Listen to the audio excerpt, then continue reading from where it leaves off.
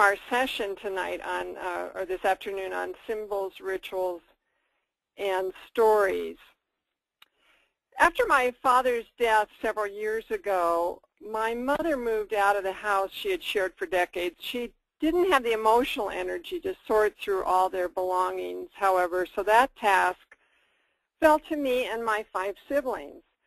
The day that I arrived at my mother's house, when we were beginning the task, I was a little bit late, and before I could even get out of my car, my sister Corinne flew out of the house, and she raced up to my car window, and she said, "Ted and Larry are out of control. They almost threw out the blue mirrors." And I jumped out of the car and rushed inside, where I found my 2 other sisters chastising my brothers for their mistake. They were cracked, my brother Ted tried to explain, but we said they're the blue mirrors. Now let me explain, and you'll see this picture up here of some snowmen and a blue mirror. Every December, my mother took out these blue mirrors, and she set them on a window ledge in our dining room. And on top of the blue mirrors, she put little miniaturized figures of ice skating angels, snowmen in top hats, snow-dusted trees, and strands of angel hair. And when I was a little kid, I could barely see over the edge, and viewing that imaginary ice pond at eye level was just nothing short of magical. My 3 sisters and I seemed to be more attuned to this than my brothers, however, so in the case of the blue mirrors, we made a quick decision. They were divided among the 4 of us, and my brothers didn't get any. So just think about this story for a moment. What are your blue mirror stories? You know, that'd be something that has more significance for you and your family than most other people would recognize. For me, this story illustrates the power of symbol and ritual and story as a form of catechesis, because each one reveals something significant about the liturgical cycle and the potential for good catechesis inherent in it. So our focus of the webinar this afternoon is I'm going to unpack the power of a blue mirror as an illustration of the potency of liturgical catechesis. Let's start then with symbol. Life is filled with symbols. Each one holds the capacity to evoke emotion, to trigger memories, or create associations. And I would say most of the time we're not aware of what those are or of their peculiar power. Not, that is, until someone tries to throw them in the trash. Michael Daly, in his book, Our Catholic Symbols, writes, "Symbols, unlike signs, represent things more profound than they themselves are.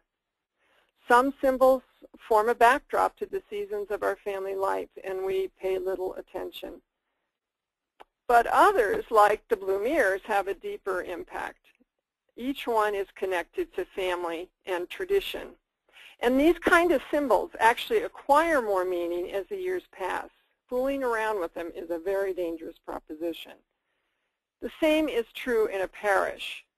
Moving, altering, or eliminating a symbol without careful explanation creates a firestorm that can rage and then smolder for years. I mean, maybe you've tried moving a statue and found out that if you don't explain it, it can endanger your life.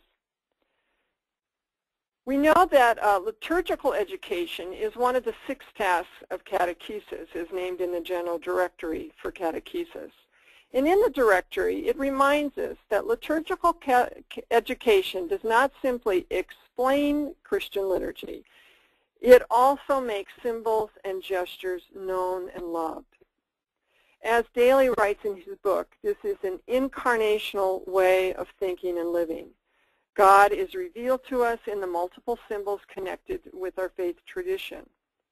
So our sacramental celebrations and the liturgical year provide wonderful frameworks for teaching about symbols that are incorporated within the context of a season and of the movement of our lives of faith development. And like the blue mirrors, they are tied to a particular time of year. And because symbols are used repetitively, the story behind them can fade from communal memory if we're not careful to preserve it. Effective catechesis helps people rediscover the beauty and the meaning behind the symbolism without over-explaining it. Some of the symbols in our church are universal: bread and wine, water and light, colors and crosses.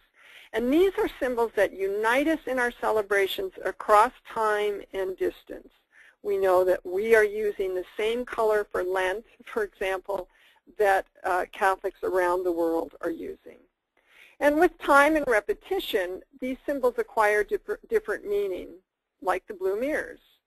If my mother had used them occasionally, my siblings and I would not have been affected by them. There are also symbols that are local, that have something to say about a community's history and identity. Consider, for example, the donation of a statue to a church or a parish, or a stained glass window, for example, that's named in memory of somebody who's, a long-standing member of the community. Discarding or moving those symbols can set off volatile reactions. Well, let's look at a few suggestions for how we catechize with symbols. Family symbols are a wonderful way to engage particularly parents and families in understanding and making connections with the church symbol. So these are just a few ideas that I have for catechizing with symbols. One is using the newly revised Roman Missal as an opportunity for liturgical education. Now, those changes are already in effect, but I would still say that the revised Roman Missal is a catechetical moment. Our language is highly symbolic. It speaks more than words. So going through the Mass in segments is a way to help open up the meanings behind the words and prayers that are part of the flow of liturgy. And then I would say in your parent meetings or catechetical sessions, draw upon your own blue mirror stories to illustrate the power of symbols. I have given this talk, Laura mentioned that I give talks around the country and even overseas, and whenever I give this talk and I tell this story of the blue mirrors, it's inevitable that somebody will come up to me after the session or stop me in a hallway, and they'll want to tell me some story about a symbol that they have in their family. It's very evocative to use a personal story and, if possible, to show the symbol that you're talking about. Actually, these slides, the backdrop of this slide here is actually a close-up that my husband took of the blue mirror, so you can see why my brothers wanted to throw it out, because it is rather damaged a little bit. But it's so incredible to tell our stories and share those, and then what happens is it just naturally triggers other stories. Use symbols as visual aids. I think this is especially important with children, to bring in the symbols from our sacramental life, our liturgical life, or even using slides such as I'm doing now with PowerPoint or other illustrations. Publish seasonal blurbs in your materials for families or for parishioners. You might do this on your website, on a bulletin, or in a school or parish newsletter. I think it's particularly helpful to do that around liturgical seasons. For example, Easter's coming up. There's so many interesting connections between the symbols, for example, we use in the home, the Easter egg, for example, and then its origins in Christian worship and liturgy and what symbolism they have. I think that parents and children in particular find that incredibly interesting. And lastly, I would say invite parents particularly to share their symbols from home. It's a great exercise for children's catechesis, especially during seasons like Christmas and Easter. And then secondly, moving on to the power of ritual. When my mother set out the blue mirrors every year, it formed a part of a ritual that included the same place, the dining room, and within the context of the same time of year, Christmas. She never put them out in July, for example. So those blue mirrors were not only a symbol, they were also a ritual. And pulling out the blue mirrors was just one of many rituals that my family reenacted every year. Like countless others, we engaged during Christmas with other rituals, such as hanging stockings or decorating the house, trimming the tree, and gathering around the table for special foods. And food is a particularly important part of ritual, no matter what the season or the holiday. And we move throughout the year in similar fashion. We use symbols in ritualistic fashion and drew upon years of tradition from our own family and from the larger culture. Rituals bond a family together. At their very best, they provide healing and they connect us with our past. Almost all families have special customs and rituals that they derive from ancestors or even their ethnic backgrounds. This is a great starting point for catechizing about religious ritual and tradition. I am personally a big proponent of honoring these home-centered symbols and rituals as they stand rather than trying to create new ones that can seem contrived. For example, a lot of parishes gather parents and families together to make Advent wreaths. And there's nothing wrong with that, but it seems to me to make more sense to ask families to identify their cherished, maybe blue mirror items at Christmas and invite them to bring them perhaps to the parish, or else to provide blessings and other prayer resources for what they already have and do, or even to encourage them to write their own. It places that onus then in the family and helps them to see what they're doing is already sacred, and it connects to our larger rituals in our church. And then to emphasize that it's the year after year use of symbol and ritual that make them work. This is something that parents and catechists should keep in mind when children complain about the family doing the same thing over and over again. That's the point, and someday they'll get it. Just ask the parent of a college-age child who returns home for their first Christmas and wants to know why everything isn't exactly the way it's been done in the past. These rituals then take on renewed significance, not just because they're comforting, but because they say something about who we are as family. Liturgical rituals do the same thing. No matter how a faith community might adapt a ritual to its cultural or social needs, there's a universal aspect to what we do. It marks us as church. So let's look at three essential characteristics of ritual. The first is that ritual is unifying. Someone once said that life is, we don't pray alone in the church because we don't exist alone. Life is essentially communal, and we come to Mass as participants. We face a challenge with this and understanding our commonality these days, because we are in danger of growing more isolated due, ironically enough, to technology that's designed to connect us with one another. iPods, cell phones, social networking, for example.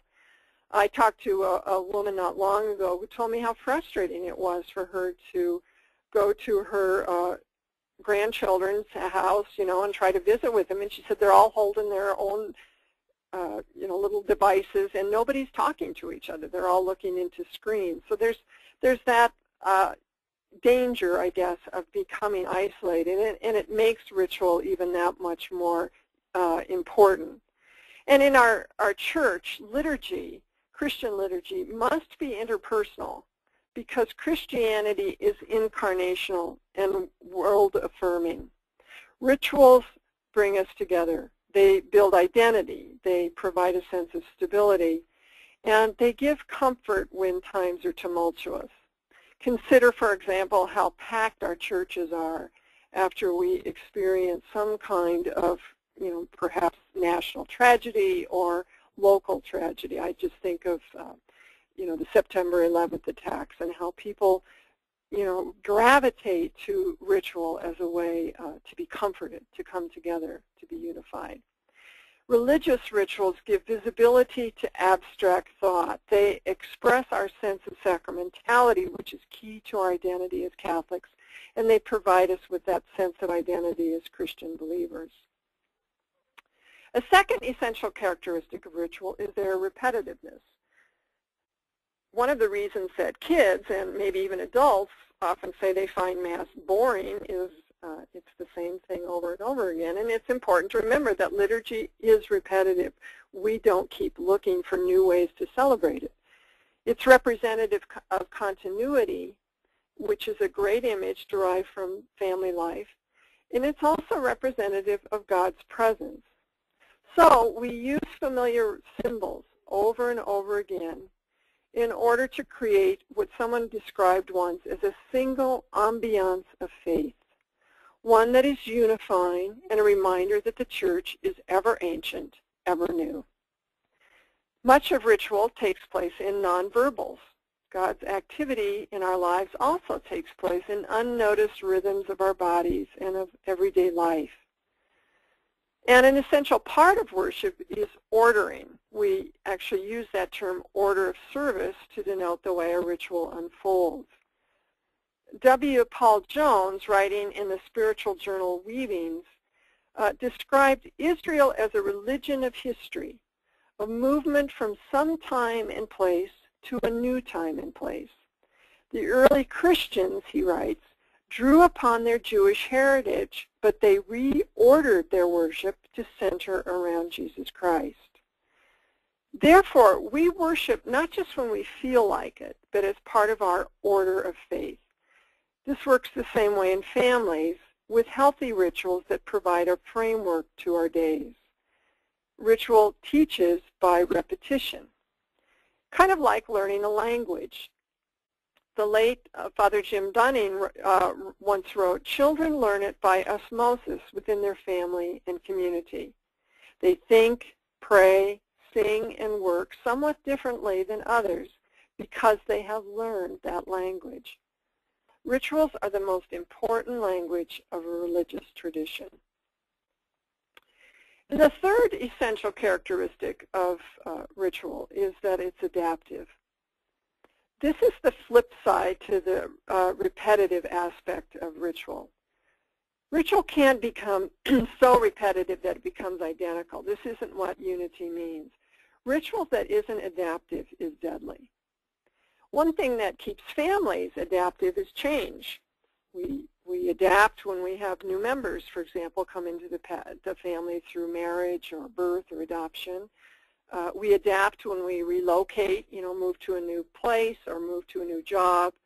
Or we adapt when we have a change in circumstances. Somebody dies, there's a shift in relationships, whatever it is. And we adapt our rituals accordingly to fit those changes rather than vice versa. And when we can't adapt, it can become indicative of denial, of stagnation, of closed minds and hearts. Now, some might say Catholic liturgy is set. There's nothing adaptive. But there are some adaptive elements in our worship. The homily, of course, is the biggest variable week after week. So, too, is the introduction to the Mass and other sacramental rites that call us to worship and are adapted according to the occasion. Music and intercession are also adaptable elements. Liturgical formation, then, can help us to draw attention to the ways a participating community adapts the liturgy to meet the cultural flavor of its people, and to challenge and to enliven our relationship with God and with one another. So let's look at some ideas for catechizing with ritual. Several years ago, I attended a conference on children's liturgy. It was just a wonderful conference, and the late Father Frank Sokol, who was at the time the Director of Religious Education for the Diocese of Pittsburgh, gave a lovely talk on the flow of Catholic worship, and he said this is one way to explain it to children. We come, we listen, we do, and we go. I just loved it. It was just a brilliant way to look at the four elements of worship. We come, which are the introductory rites. We listen, which is the scripture. We always have scripture embedded in our sacramental rituals. We do, there's some kind of sacramental action, and then we go. There are specific concluding rites. We don't just get up and leave, but there are blessings and ways that we conclude. Well, I found that there's such a wonderful link between this kind of structure and the way family rituals work. And it's a fascinating and very active exercise to invite parents or children or teenagers to link up the come, listen, do, and go with what we do at a family gathering. Thanksgiving's a great example because there's an order to it that parallels the flow of liturgy. For example, at Thanksgiving, we come together, we greet each other, take off our coats, say hello, talk about where we've been, how have you been, that sort of thing. We don't just rush in the doors, sit down at the table, eat, and leave. Then there's the listening that goes on at a Thanksgiving gathering. Perhaps we tell stories about where we've been and what we've been up to. Visit a little bit over appetizers, maybe watch a little football, whatever it is. And then we come together to serve and share the meal. And some families have very, elaborate rituals around how they do that, how they serve the meal. I know in my family, my dad made a big show of sharpening the knife before he carved the turkey. And then we go. We don't just get up from the table and leave, but there's a certain ritual in the leaving and the departing. Maybe it's gathering leftovers and distributing them, making plans for future gatherings, and saying our goodbyes. So that's a wonderful kind of way to involve, as I said, children or parents, adults, into recognizing the flow of family ritual and how that links with the flow of our Catholic worship. Another idea I would say is make good use of ritual in prayer services, whether they're for children, for teenagers, adolescents, or parents, adults. There's a potency in learning by doing rather than explaining. I think a lot of times our prayers are often too passive and they're also very wordy. Good ritual and good liturgy has a rhythm to it. There's a rhythm to our rites, and there's a balance between speaking and listening, between sitting and standing, music and silence, responses from the participants or the community, for example, and the presider. So making use of all of that kind of balance in a ritual or a rite really enlivens our prayer services and makes them much more engaging. And then lastly, explore what happens when ritual is interrupted or placed out of order. Going back to that Thanksgiving ritual, for example, what if lasagna was served instead of turkey, for example? That would disorder a ritual that most families have set in place in some way. I find it interesting that, Catholics, I think, would be hard-pressed to name the order of Mass, for example, but they certainly know when something is changed or dropped, and so that helps them, helps get across that idea that ritual has a certain order to it. And then lastly, we come to the power of story. Just taking the blue mirror story a little bit further, as we sorted out and packed up my mother's belongings, we came across a little box that contained the snowman and the angel figures. And this triggered a discussion as each one of us, including my brothers, had described our own interpretations of this blue mirror ice pond.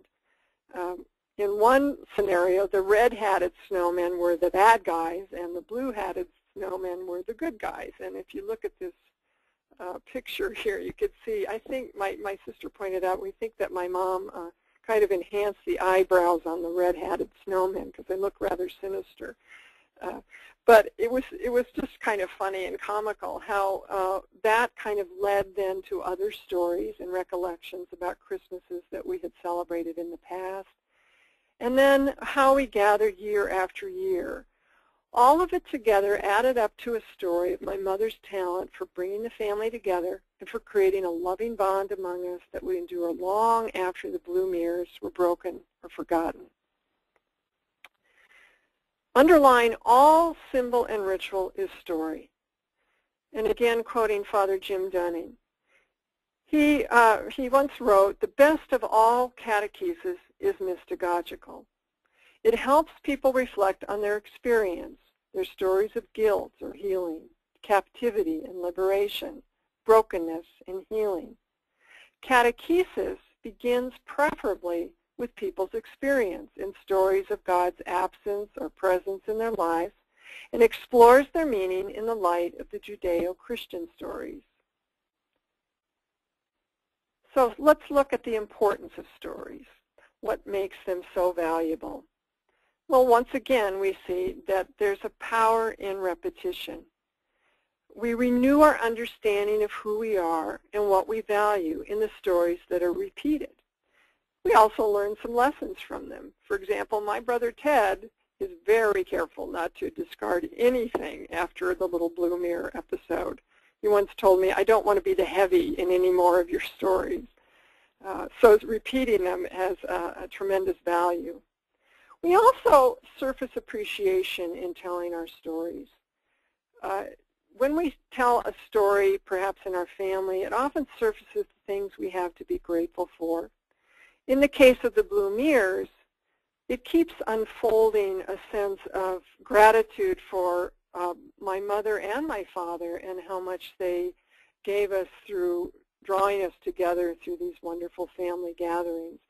And I think storytelling does certainly give rise and cultivate a sense of gratitude in our lives. They also convey a sense of legacy. The blue mirrors led to storytelling about my mother's love for Christmas, for example, and the way she drew our family together. Now my brothers and sisters and I are matriarchs and patriarchs in our family, and our role is to pass on the stories as well as to convene the family like our parents did. This story of the blue mirrors tends to illustrate our family legacy. And then I would say, too, stories surface memory. Often memories are triggered through the relaying of stories. I'm not so sure it's as big a craze now, but a few years ago scrapbooking was just massively popular around the country. I once gave a retreat for a group of mothers, and I was just fascinated with how half of the group showed up with all of their scrapbooking materials. And it seemed to speak to me to, at a time when we have so much erasable media, our pictures disappear when we send them through our phones or post them online. We don't have letters anymore, we have emails. So that scrapbooking is something concrete that people can hold on to. And memory, of course, is very important in our worship, in our our liturgical life. The Jesuit Father Thomas Clark once wrote, "Corporate worship is first of all an act of remembrance. Anamnesis is the technical term. In celebration, we engage the myth, a Greek term meaning story, from which our Christian faith derives its life." Family stories taken in this context are a domestic version of koinonia, which literally means sharing with someone in something. In healthy families, they form a prelude of knowing our Christian story. And these are powerful stories because each one has a connecting point with our life: eating, healing, reconciling, beseeching, caring, sharing, experiencing betrayal, affection, life, and death. These are all experiences that are seated first in the family, and then we flesh them out and hear them told in the Gospels as we gather week after week to hear the story of our faith as Christians. And they mean so much more because of our experiences. Our liturgical story is one that is told and retold through the flow of the liturgical year. We begin in Advent with the story of Jesus coming and the foretelling of his coming, which we celebrate, the incarnation at the time of Christmas. And then we have this brief period of ordinary time in which we learn and talk about Jesus moving into ministry. We're now into the season of Lent, this beautiful springtime season that invites us to prepare and reflect, to repent as we look ahead to the great Paschal Triduum and celebration of Easter, the celebration and remembrance of Jesus' passion, death, resurrection, and ascension. And then we move back into that lengthy period of ordinary time. We see in that the word ordinal, which means to count, and it's not that ordinary time is just dull, blah, nothing's going on time, but a time of counting our Sundays and recalling these stories of Jesus' ministry, his teaching, his miracle, his healings. And these are all fleshed out and told and told and retold. And we cycle around to them every year, learning more and more what they mean to us. And within those stories, the rituals and symbols of our faith surface. They surface in our seasons, where our great themes of faith are celebrated at these times with particular colors and prayers and special rituals. They surface in our feast days that remember, honor, and celebrate Mary, the saints, and holy days. They surface in our sacramental life, and many of which are linked to particular times of the year, particularly the sacraments of initiation that are ideally celebrated during the season of Easter because they link so powerfully with that Easter story. And they also surface in beginnings and endings. Ash Wednesday, for example, that begins the season of Lent, or the Feast of Christ the King, which ends the liturgical year, or the first, second, third Sunday of whatever season we are in. On the 40th anniversary of the Constitution on Sacred Liturgy, a document was published that described liturgy as not first and foremost a doctrine to be learned, but an inexhaustible source of life and light for understanding and experiencing the Christian mystery. So let's look at some ideas for catechizing with stories. The first, I would say, is catechetical leaders and catechists, Catholic school teachers, all could encourage families to tell their stories. Sadly, we seem to know more of stories about our celebrities and culture than we do our own family stories. One idea for doing this is sending home conversation stories that assist with this, particularly around the seasons of the year. Another is to discuss how God is present in the stories of daily life. And once again, you know, the sharing of a personal story, a Blue Mirror story, is a wonderful way to help initiate storytelling. And then linking stories of the liturgical seasons with the stories of home. So, questions. What else would you like to know about the use of symbols, rituals, and stories in catechesis? And I'll turn this back over to Laura to see if we have any questions that surface that I can pick up on. Thank you, Kathy. That was just marvelous. Thank you. I've learned an awful lot listening to this presentation. I want to invite everyone to write their questions in the chat box on their control panel on the right-hand side of your screen. So if you just hit the chat box and you kind of enlarge that, you can write a question there, and we'll be able to see it, and I'll be able to read it out loud so that Kathy will be able to answer it. Kathy, we did have some people find that chat box. So okay. we have two questions. Okay. The first is, Kathy suggested that we encourage families to share their stories. Does she have a specific idea for doing this? Yes, you know, when we were developing our sacramental series for Sadlier, we believe in Celebrate, one of the things that we talked about was this idea of scrapbooking as an initiation of storytelling, and so our sacramental books actually have a scrapbooking component to them. And I would like to kind of, I think that's a wonderful kind of image to jump off on, is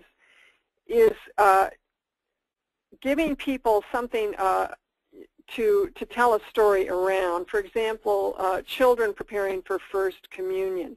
It's a marvelous opportunity to invite parents to recall their stories of perhaps their First Communions, or stories that they, stories about sharing meals together. Anything that is connected with that sacrament, how Jesus gathered the disciples around the table, at the Last Supper, and shared shared this final meal with them, and then connecting that with how families gather around a table and share a meal. I think we always have to look at where's the connecting point.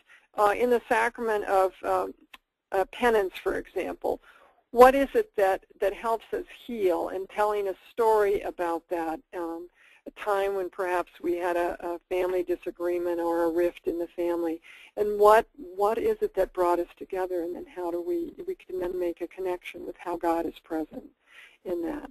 I think those are wonderful ways to initiate storytelling, and also think things like blue mirrors, symbols, that sort of thing are also wonderful triggers for storytelling. Thank you, Kathy. One more question came in. Before I read it, I just want to invite everyone to expand the chat box and write your question in it, and just hit the send button, and we'll be able to read it. One more question here. What are some ways to make use of liturgical symbols in our classrooms? That's one of my favorite things to do, because when I was a Catholic school teacher and also a catechist with little children, and I think teenagers as well, I found that they just loved it. I mean, if we could talk all we want about, say, baptism or Eucharist, but when they can touch and see and hear and smell these wonderful symbols, it means so much more. One idea would be to take kids or families on a tour of the church. I did this once with a group of children who were visually impaired, and they went on a tour of our cathedral when I worked in the Diocese of Colorado Springs, and we had a deacon come out, and he let them feel the ornate candlesticks, for example, and then we took them around, and they felt the big baptismal font and put their hands in the water and that sort of thing. And I mean, we could do that with children in all sorts of ways. If it's not feasible to go to the church, bringing those symbols into the classroom, perhaps inviting the pastor or deacon or somebody from the parish staff to bring in some of those symbols. Let children smell the chrism, for example, and how powerful that scent is. Those, I think, our symbols in the church are very evocative, and so children in particular love that opportunity, I think, to touch, to feel, to listen to the symbols that are so striking and so important in our church. Thank you, Kathy.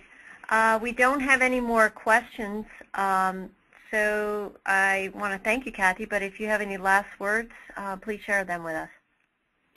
Okay, well, I just want to draw together and kind of conclude my story on the blue mirrors. The day before my mother died, my siblings and I gathered around her bedside. The priest arrived, and we engaged in the liturgy of anointing of the sick and its sacred ritual and evocative symbols. We gathered around her bed. We listened to these words of prayer for her passing to a new life, witnessed her anointing, and then we each said our goodbyes to her one by one.